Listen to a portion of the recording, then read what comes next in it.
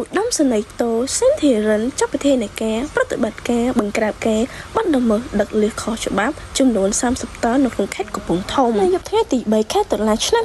2025វេលាម៉ោង 2:30 នាទីយប់ឧត្តមសេនីយ៍តូសេនធីរិនប្រធានគណៈកម្មការបញ្ជាការដឹកនាំបង្ក្រាបបណ្ដំណើរនេសាទលើផ្ទៃដីបឹងទន្លេសាបចាប់តាំងកម្លាំងអង្គភាពចំណុចយោធាភូមិភាគទី5ដឹកនាំដោយវីរៈសេនីយ៍តូ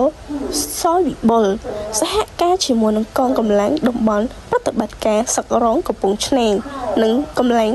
ការិយាល័យទី2កងទ័ពជើងគោកចុះប្រតិបត្តិការបង្ក្រាបការជួញដូរលះដោយខុសច្បាប់ចំនួន30តោនស្ថិតនៅក្នុងភូមិសុខសង្ឃស្នូខេត្តកំពង់ធំប្រតិបត្តិការបង្ក្រាបនេះបានខករថយន្តចំនួនសរុប3គ្រឿងរួមមានរថយន្តចំណោម5តោនផ្ទុះលះចំនួន15តោនរថយន្តកូរ៉េចំនួន5តោនផ្ទុះលះចំនួន10តោនរថយន្តកែច្នៃផ្ទុះ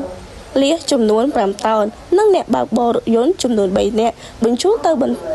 ត្រីជំនាញកងអាវុធហត្ថខេត្តកំពង់ធំកសាងសំណុំរឿងបញ្ជូនទៅតុលាការដើម្បីចាប់ប្រធានការតាមផ្លូវច្បាប់ដោយឡែកលះដែលបានខាត់ប្រកល់ជូនមន្ត្រីជំនាញនិងកងទ័ពបានដឹកជញ្ជូនយកទៅចាប់ចូលក្នុងបឹងទន្លេសាបវិញឧត្តមសេនីយ៍តូសេនធីរិនបានបញ្ជាក់ថាទោះបីកងទ័ពជាប់ដៃការពារមូលដ្ឋានការពារទឹកដីពីការឈ្លានពានពីប្រទេសជិតខាងយ៉ាងណាក្តីតែដៃម្ខាងការពារទឹកដីនិងដៃម្ខាងបន្តការពារធនធានធម្មជាតិលើផ្ទៃដី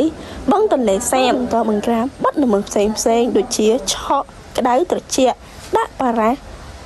ក្នុងតំបន់ព្រៃទឹកលិចនិងក្នុងការនេសាទដោយឧបករណ៍ខុសច្បាប់ជា